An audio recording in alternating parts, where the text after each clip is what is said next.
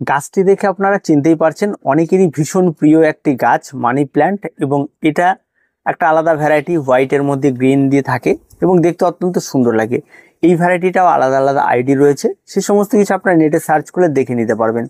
তো এখন বিষয়টা হচ্ছে এই সমস্ত গাছগুলি আমরা ছাদ বাগানে প্রত্যেকেই করতে পারবো, এবং এইগুলি গাছ করা খুবই সহজ। এটা হ্যাঙ্গিংয়ে করতে পারবেন, এমনি টবে করতে পারবেন, আপনি যেমনভাবেই করবেন, এবং আপনার ঘর ডেকোরেশনের জন্য যদি আপনারা করতে চান তাতেও করতে পারবেন। প্রথম কথা হচ্ছে গাছগুলি চট করে নষ্ট হয়ে যায় না, এবং গাছগুলিতে পরিচর্যা একেবারেই কম, আর তার সঙ্গে সঙ্গে গাছগুলিতে বেনিফিটও প্রচুর রয়েছে। আর আমরা প্রত্যেকেই জানি এটা একটা লাকি প্ল্যান্ট, আর এটাকে বলা হয় মানি প্ল্যান্ট। বাড়িতে এনে লাগানো মানেই প্রচুর পরিমাণে মানি। তো যাই হোক, এখন আজকে এই গাছটি নিয়ে আমরা কথা বলি। এই গাছের কি পরিচর্যা রয়েছে, কিভাবে আমরা এই সমস্ত গাছগুলিকে টবে লাগাবো, এবং তার সঙ্গে সঙ্গে আমরা কি পরিচর্যা করলে গাছগুলি ভালো থাকবে, সেই সমস্ত বিষয় নিয়ে একটু আলোচনা করি। তো পুরো ভিডিওটি স্কিপ না করে দেখতে থাকুন। প্রথম যে বিষয়টি রয়েছে সেটা হচ্ছে চারা নির্বাচন। আপনারা যখন এই সমস্ত গাছের চারা তৈরি করবেন বা চারা ক্রয় করতে যাবেন, তখনই নার্সারিতে যাবেন, দেখবেন এই হোয়াইটের মধ্যে ব্যাপারটা চলে আসবে, তখনই দামগুলি কিন্তু একটু বাড়িয়ে দেয়। তবুও কিনতে গেলে অন্তত 50 টাকার মধ্যেই পেয়ে যাবেন, তার উপরেও যেতে পারে কিছু কিছু ক্ষেত্রে বা জায়গা বিশেষে। এখন এই সমস্ত চারাগুলো আমরা নার্সারি থেকে ক্রয় করে আনার পরে এবার আমরা টবে লাগাবো। এবার টবের সাইজ আমরা কিনবো, আপনারা এখানে যে কোনো সাইজের টব নিতে পারেন। যদি আপনারা বড় টব নেন সেটা নিতে পারেন, যদি ছোটো টব নেন সেটা নিতে পারেন, ঠিক আছে। এবং আপনারা যদি চাইলে হ্যাঙ্গিংয়ে করতে চান তাহলে সেই হ্যাঙ্গিংয়ের পটও নিতে পারেন, তাতে কোনো রকম কোনো অসুবিধা নেই। মেন বিষয়টা হচ্ছে এর মাটি প্রস্তুতি। এবার আসি মাটি প্রস্তুতি। এই সমস্ত গাছগুলি মাটি প্রস্তুতির জন্য ওয়েলডেনেজ মাটির প্রয়োজন রয়েছে। এরা জলে সুন্দরভাবে গ্রোথ করে, কিন্তু কোনো রকমেই মাটিতে একবারে ছ্যাপছ্যাপে জল জমে থাকবে সেটা আবার পছন্দ করে না।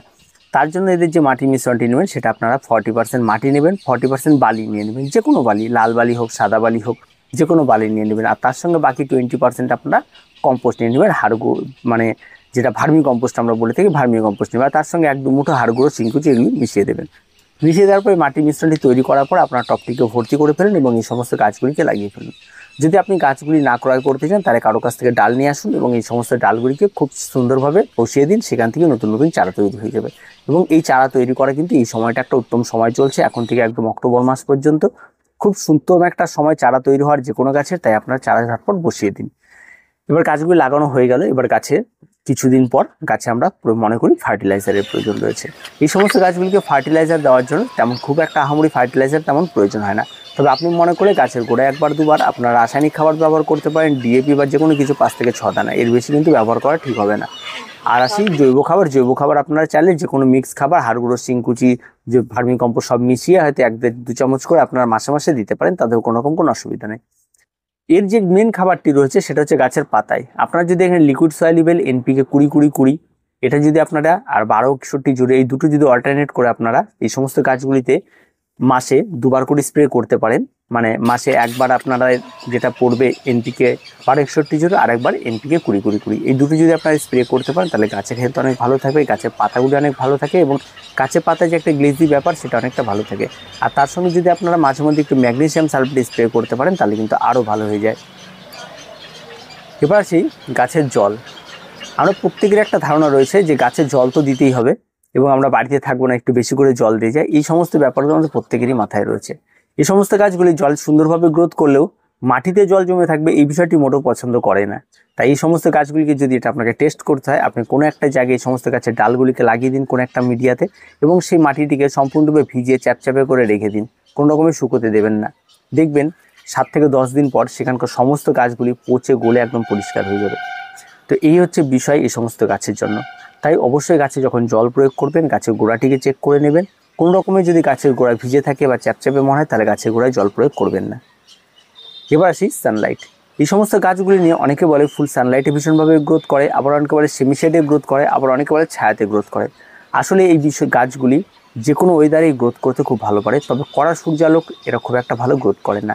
একদম মিডিয়াম শেডি আলো তারাও খুব ভালো গ্রোথ করে, আবার ছায়াচ্ছন্ন যদি জায়গা থাকে সেখানেও খুব ভালো গ্রোথ করে। তো এই সমস্ত গাছগুলি আপনি যে কোনো জায়গায় রাখতে পারেন, কিন্তু ঘরের মধ্যে বদ্ধ জায়গায় আপনি রেখে দেবেন, যেমন জায়গাটিতে কিন্তু মোটে বেড়া থাকতে পারে না। তাই আপনি আপনার উইন্ডোর পাশে আপনার এটা রাখতে পারেন, যে সকাল বিকাল হালকা সেমি একটা শেড লাগবে রোদের, তাতে কিন্তু খুব ভালো সার্ভাইভ করতে পারে বা ভালো গ্রোথ নিতে পারে। এবার আসি গাছের রোগ পোকামাকড়। গাছ লাগালে কিন্তু রোগ পোকামাকড় থাকবেই। এই গাছের মূল যে রোগটি দেখা দেবে সেটা হচ্ছে আপনার দেখা দেবে মার্চ মাস থেকে। সেই সময় কি দেখা দেবে, গাছের পাতাগুলি ঠিক মাথার দিক থেকে পুড়ে চলে আসবে। এই সমস্যাটি আপনার দেখা দেবে। যখনই এটা দেখা দেবে তখনই আপনারা যে কোনো কপার অক্সিক্লোরাইড যুক্ত অ্যান্টিফাঙ্গাল আপনার এই সমস্ত গাছে স্প্রে করে দেবেন। এটা আপনারা যে কোনো রাসায়নিক বা কীটনাশকের দোকানে আপনারা চলে যাবেন, সেখানে আপনারা এটা পেয়ে যাবেন। আর 1 লিটার জলে কতটা মেশাতে হবে সেটা কিন্তু অবশ্যই আপনাদেরকে শুনে আসতে হবে। এবার এটা সমস্ত গাছে আপনারা স্প্রে করে দিন। এবার আছে পেস্টের আক্রমণ। সত্যি কথা বলতে এই সমস্ত গাছগুলিতে কোনো রকম পেস্টের আক্রমণ ঘটে না। এই সমস্ত গাছগুলি সেদিক থেকে একেবারেই লক্ষ্মী, কোনো রকম পোকামাকড় আক্রমণ ঘটে না, কারণ এই সমস্ত গাছের পাতায় এক ধরনের জেলি থাকে বা রস থাকে, যেটা পোকামাকড়ের জন্য যথেষ্ট বিষাক্ত, এবং সেটা বাচ্চা কাচ্চাদের জন্য হাতে বা কোথাও লাগলে সেটা কিন্তু চুলকানি হতে পারে বা সেখানটা অনেক সুন্দর র্যাশ হয়ে যেতে পারে। তাই এই সমস্ত গাছগুলির জন্য কিন্তু বাচ্চাদের থেকে একটু দূরে রাখতে হবে। এগুলি হ্যাঙ্গিংয়ে করাই ভালো, যাতে বাচ্চারা হাত না পায়। এই বিষয়টাও কিন্তু অবশ্যই নজরে রাখতে হবে। এই জন্য এই সমস্ত গাছগুলিতে কিন্তু পেস্টের আক্রমণ ঘটে না। এবার আসি, গাছের কিছু মেনটেনেন্স থাকে বা মনিটরিং থাকে, যেগুলো আপনাকে প্রতিনিয়ত নজর রাখতে হবে। যখন আপনার গাছটি রয়েছে, গাছের যে সমস্ত ডালগুলি ঝুলে পড়ছে, সেই সমস্ত ডালগুলিকে আবার তুলে দেওয়া, সেই সমস্ত ডালগুলিকে নিয়ে একটু কাজ করা, ঠিক আছে। কোথায় ডালটিকে রাখলে একটু সৌন্দর্য লাগবে, হ্যাঙ্গিংয়ে রাখলে ঝুলিয়ে রাখবো নাকি কিছু ডাল হয়তো কেটে দিয়ে বা সেই সমস্ত গাছের গোড়াতে আবার লাগিয়ে দিলাম, তার ওখানটায় আবার নতুন একটা ঝোপ তৈরি হবে, সেখানটা দেখতে সুন্দর লাগবে। এই সমস্ত বিষয়গুলি আপনাকে মাথার মধ্যে সেট করতে হবে এবং আপনার মতো করে সেই সমস্ত গাছগুলিকে তৈরি করতে হবে। এগুলি কিন্তু মাথায় রাখতে হবে। আমি যেখানটায় তৈরি করেছি, এটা নিচে একটা দিয়েছি, উপরে একটা চারদিক দিয়ে বাঁশের বাতা লেগে উপরে একটা নেট দিয়ে উপরে উঠিয়ে দিয়েছি। আহামরি কোনো কিছু না, খুব সিম্পল একটা ম্যাটার, এবং এগুলি আপনারা প্রত্যেকে করতে পারবেন। আর দেখতে একটু ভালো লাগে, এটাই হচ্ছে বিষয়, আর তেমন কোনো কিছু নয়। আর প্রত্যেকে এই সমস্তভাবে করতেই পারেন। খুব যে কঠিন কাজ তেমন কোনো কিছু নেই, খুব সিম্পল একটা বিষয়, জাস্ট একটু সময় লাগে। এটা করতে অন্তত আপনার কত 2 থেকে 3 মাস সময় লাগবে, এর বেশি কিন্তু লাগবে না, এবং আপনারা প্রত্যেকেই করতে পারবেন। তো এই সমস্ত লাকি প্ল্যানগুলি যারা করতে চান তারা করতে পারেন। আর এই সমস্ত গাছে প্রচুর বেনিফিট রয়েছে। আর বেনিফিট সম্পর্কে দেখতে হলে আপনার গুগল রয়েছে, ChatGPT রয়েছে, যে কোনো জায়গায় আপনারা সার্চ করবেন, দেখে নিতে পারবেন এই সমস্ত গাছগুলো অনেকটা ভালো। আর যারা ফেংশুই বিশ্বাসী করেন তারা অবশ্যই এটা ঘরে রাখতে পারেন। তার কিছু বলা নেই, এই সমস্ত গাছগুলি ঝটপট আপনারা লাগিয়ে ফেলুন। খুব সহজ সরল পরিচর্যার একটি গাছ। তো ভিডিওটি আজকে পর্যন্তই। ভালো লাগলে অবশ্যই লাইক, শেয়ার এবং কমেন্ট করুন, আর চ্যানেলটিকে সাবস্ক্রাইব করে রাখুন। এই ধরনের নিত্য নতুন ভিডিও আপনারা রোজ পেয়ে যাবেন।